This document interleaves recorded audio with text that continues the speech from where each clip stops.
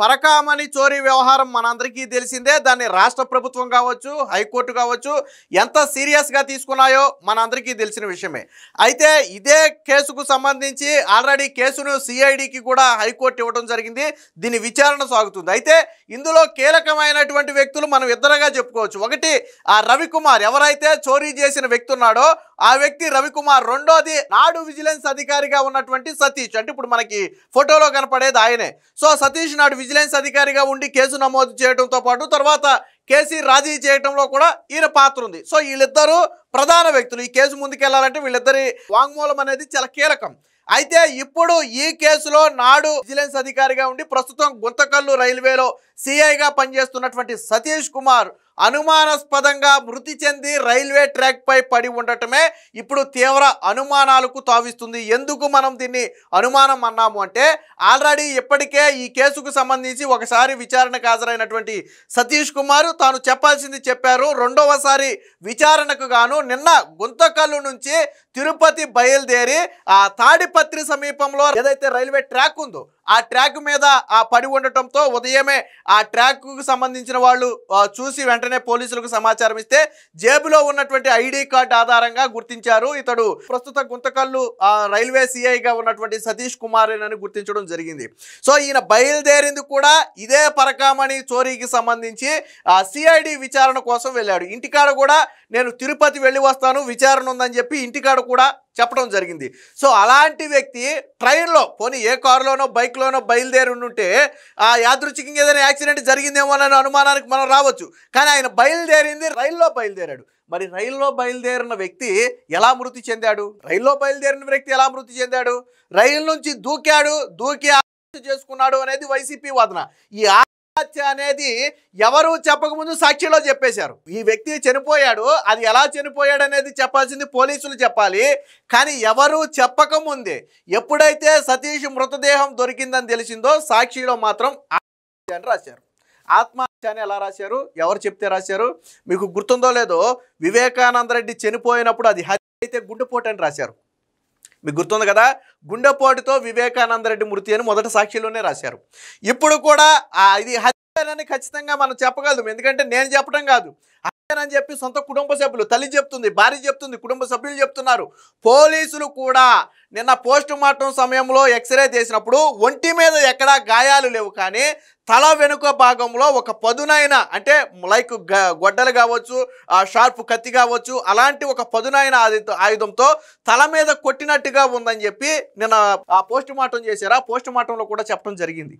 అంటే కానీ ఒంటి మీద ఎక్కడా గాయాలు లేవు. ఒకవేళ వైసీపీ చెబుతున్నట్టుగా ఆ వ్యక్తి ట్రైన్ నుంచి దూకినట్టయితే, ట్రైన్ నుంచి పడినట్లయితే ఖచ్చితంగా ఒంటి మీద ఇతర గాయాలు ఉండాలి, కానీ ఒంటి మీద ఎక్కడా గాయాలు లేవు.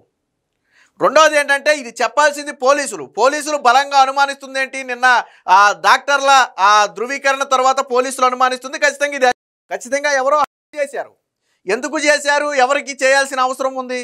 ఈ పరకామణి చోరీ వ్యవహారంలో ప్రధానంగా సతీష్ నోరు విప్పితేనే అందరి బండారం బయటపడుతుంది. ఎందుకంటే కేసు నమోదు చేసింది సతీషే ఆ రోజు. తరువాత సతీష్ మీద ఒత్తిడి తీసుకొచ్చి రాజీ చేయించింది ఎవరు? ఇది ప్రధాన ప్రశ్న. సతీష్తో రాజీ చేయించింది ఎవరు? సతీష్ తనంతట తానుగా రాజీ చేయాల. ఎందుకంటే తాను ఒక అధికారి మాత్రమే, తన విధులు ఎక్కడి వరకు నిర్వర్తించాలో తనకు తెలుసు. కానీ రాజీ ఎవరు చేయించారు? సతీష్ మీద ఒత్తిడి తీసుకొచ్చింది ఎవరు ఆ రోజు?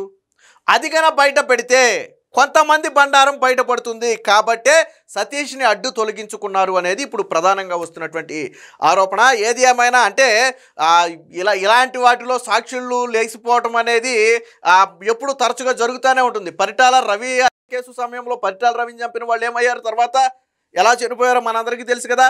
వివేకానంద రెడ్డి కేసులో దాదాపుగా 6గురు మృతి చెందారు. అందులో సాక్షులు కావచ్చు, అందులో పాత్ర ఉన్న వాళ్ళు కావచ్చు, సిఐడి నోటీస్ ఇచ్చిన వాళ్ళు కావచ్చు, సిబిఐ నోటీస్ ఇచ్చిన వాళ్ళు కావచ్చు, దాదాపు 6 మంది చనిపోయారు. ఇప్పుడు పరకామణి కేసులో అత్యంత కీలకమైనటువంటి సతీష్ చనిపోయాడు. ఎలా చనిపోయాడు? రెండోది సతీష్ మీద ఒత్తిడి ఉన్నట్టు కానీ, అంటే ఇలా సిఐడి వాళ్ళు ఒత్తిడి చేస్తున్నారని కానీ, ప్రభుత్వం ఒత్తిడి చేస్తుందని కానీ సతీష్ ఇప్పటి వరకు ఎవరికీ చెప్పలా. వాళ్ళ కుటుంబ సభ్యులు చెప్పింది కూడా అదే. గతంలో విచారణకి వెళ్ళొచ్చిన సందర్భంలో కూడా కుటుంబ సభ్యులకి ఏం చెప్పాడు, అంతా బాగానే జరిగిందని చెప్పాడు తప్ప నన్ను ఇబ్బంది పెట్టారని చెప్పలా. కానీ ఇప్పుడు వైసీపీ ఏమంటది, వీళ్ళు విచారణ పేరుతో వేధిస్తే ఆత్మహత్య చేసుకున్నాడని చెప్పుద్ది. నిజమైతే ఒంటి మీద ఇతర గాయాలు ఏమైనాయి, తల మీద మాత్రమే ఎందుకు గాయం ఉంది? రెండోది ఆత్మహత్య మీరు ఎలా డిసైడ్ చేసి చెప్తారు? సో ఇది దీనికి సంబంధించిన వార్త అయితే ఒకటి వచ్చింది, ఒకసారి చూద్దాం. పరకామణి కేసు ఫిర్యాదుదారుడు సతీష్ అనుమానాస్పద మృతి, తాడిపత్రి సమీపంలో రైలు పట్టాల పక్కన మృతదేహం. ఆయనది హత్యేనని పోలీసుల ప్రాథమిక అంచనా. తల వెనుక భాగంలో పదునైన ఆయుధంతో కొట్టిన గాయాలు, నిజాలు బయట పెడతారనే కుటుంబ సభ్యులు. మృతుడు సతీష్ రైల్వేలో సిఐ, టీటీడీ మాజీ విజిలెన్స్ అధికారి. సో అంటే ఇందాక నేను చెప్పా, సాక్షిలో దీని ఆలోచన రాశారు. ఎలా రాశారు? ఇప్పుడు పోలీసులు ప్రాథమికంగా నిర్ధారించింది ఏంటంటే ఇది హత్య కాదు, హత్యే అనడానికి అనేక ఆధారాలు ఉన్నాయి. ఒంటి మీద ఎక్కడా గాయాలు లేకపోవటం, తల పుర్రె మొత్తం కూడా చిన్న చిన్న పీసులుగా నలిగిపోవటం, అంటే రెండోది పుర్రె మీద వెనకమాల ఒక పదునైన ఆయుధంతో కొట్టిన ఆనవాళ్లు కనపడటం, ఇవన్నీ కూడా పరిశీలిస్తే అది హత్య కాదు, మనం బండి మీద నుంచి చిన్నగా పడితేనే కాళ్ళు కొట్టుకుపోతాయి, చేతులు కొట్టుకుపోతే రకరకాల దెబ్బలు తగులుతాయి కదా. మరి ట్రైన్ మీద నుంచి పడితే ఆ వ్యక్తికి దెబ్బలు తగలవా అంటే ట్రైన్ మీద నుంచి తనంతట తానుగా పడింది కాదు. సో ఏం జరిగింది అనేది పోలీసుల ఇన్వెస్టిగేషన్లోనే తేలాలి.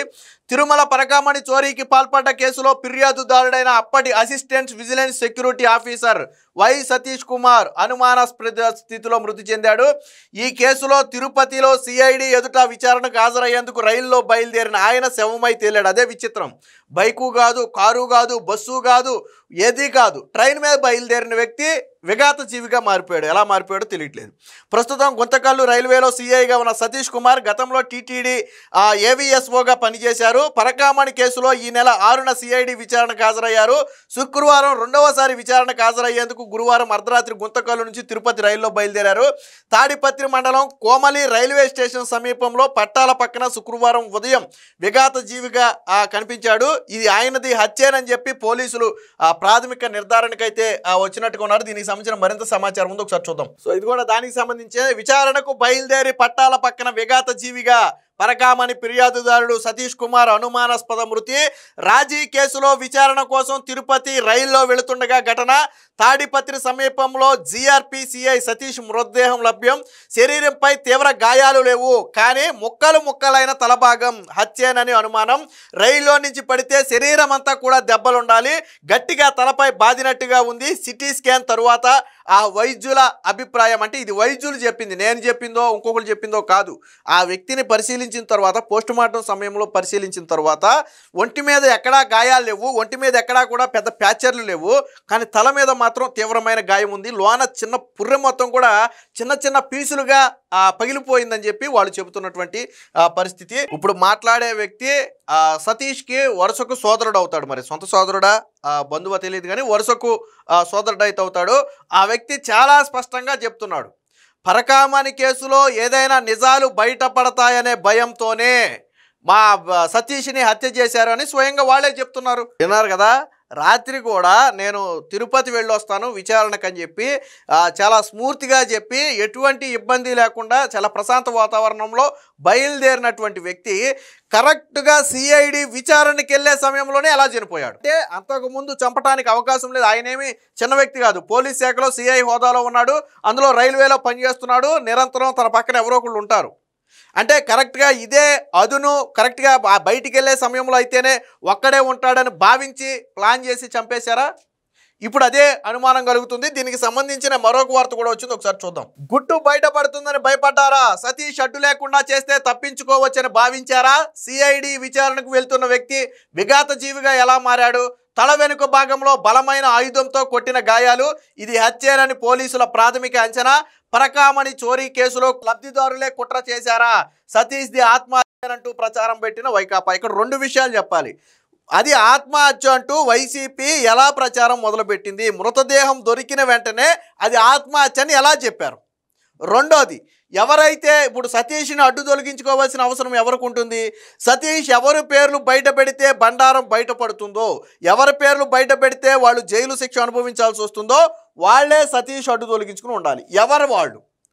ఆ రోజు రవికుమార్తో ఆస్తుల విషయంలో ఒప్పందం చేయించి సతీష్ మీద ఒత్తిడి తీసుకువచ్చి రాజీ చేయించింది ఎవరు? నేను ఫస్ట్లోనే చెప్పా, ఈయన సతీష్ అనే వ్యక్తి ఒక అధికారి మాత్రమే, రాజీ చేసే అధికారం తనకు లేదని సతీష్కి తెలుసు. నిజంగా రాజీ చేసే ఉద్దేశం ఉంటే అసలు కేసే నమోదు చేయరు, దాన్ని పక్కన పెడదాం. సో కేసు నమోదు చేశారంటేనే రాజీ ఉద్దేశంతో కాదు, కానీ కేసు నమోదు తర్వాత కొంతమంది నాడు వైకాపా పెద్దలు కావచ్చు, టీటీడీలో ఉన్నవాళ్ళు కావచ్చు, సతీష్ మీద ఒత్తిడి తీసుకువచ్చి సతీష్ చేత దీన్ని లోక్ అదాలత్లో రాజీ చేయించారు. దీని మీద కోర్టు కూడా సీరియస్ అయింది. ఎలా రాజీ చేస్తారని చెప్పి అడిగింది. రెండోది, సతీష్కి రాజీ చేసే అధికారం లేదు కదా, ఎలా చేశాడని చెప్పి కోర్టు కూడా అడిగింది. మరి ఎవరు రాజీ చేయించారు? ఇప్పుడు సతీష్ ఆ పేర్లే చెప్పాలి. నువ్వు ఎవరి ఒత్తిడితో రాజీ చేయించావని అడిగితే సతీష్ వాళ్ళ పేర్లు చెప్పాలి. సో ఆ పేర్లు ఎక్కడ బయటపడితే తనకు ప్రమాదం అని భావించి ఈరోజు సతీష్ అడ్డును తొలగించుకున్నారు అనేది ప్రధాన ఆరోపణ. ఓ ఉన్నతాధికారి ఒత్తిళ్లు ఆదేశాల మేరకే పరకామణిలో చోరీ కేసును లోక్ అదాలత్లో రాజీ చేసుకున్నానంటూ ఈ కేసులో ఫిర్యాదుదారుడు టీటీడీ అప్పటి అసిస్టెంట్ విజిలెన్స్ సెక్యూరిటీ అధికారి సతీష్ సిఐడి అధికారులు ఇచ్చిన వాంగ్మూలం ఎదుట ఇటీవల ఇచ్చిన వాంగ్మూలమే ఆయన ప్రాణాలు తీసిందా? ఈ కేసులో సతీష్ ఇంకా నోరు విప్పితే తమ బండారం బయటపడుతుంది అనే అనుమానంతో ఆయన్ను భూమి మీద లేకుండా చేశారా? ఘటనా స్థలంలో పరిస్థితులు గమనిస్తే ఈ అనుమానం బలపడక తప్పదు. సతీష్ కుమార్ది హత్యేనని పోలీసులు కూడా ప్రాథమికంగా అంచనాకు వచ్చారు. విషయం ఏంటంటే, మొదటి విచారణలో సతీష్ ఒక మాట చెప్పాడు. కొంతమంది పెద్దల ఆదేశాల మేరకు తప్పని పరిస్థితుల్లో నేను రాజీ చేసుకున్నానని చెప్పాడు. బట్ పెద్దల పేర్లు చెప్పలా. ఇప్పుడు పెద్దల పేర్లు బయటపడతాయనే భయంతోనే వాళ్లే అడ్డు తొలగించుకుని ఉండొచ్చు కదా. దానికి పరిస్థితులన్నీ కూడా సతీష్ది హత్యేనని ధృవీకరిస్తున్నాయి కదా. పోలీసులు కూడా ఒక అంచనాకు వచ్చారు కదా. పోస్టుమార్టం రిపోర్ట్ కూడా అదే చెప్తుంది కదా. మరి సతీష్ని చంపాల్సిన అవసరం ఎవరికి ఉంది? ఈ కేసుతో సంబంధం లేని వాళ్ళకి లేదు, వాళ్ళ పక్కన పెడదాం. ఈ కేసుతో సంబంధం ఉన్న వాళ్ళు ఎవరు? నాడు టీటీడీలో ఉన్నవాళ్ళు. ఎవరు వాళ్ళు? ఆ పెద్ద తలక ఎవరిది?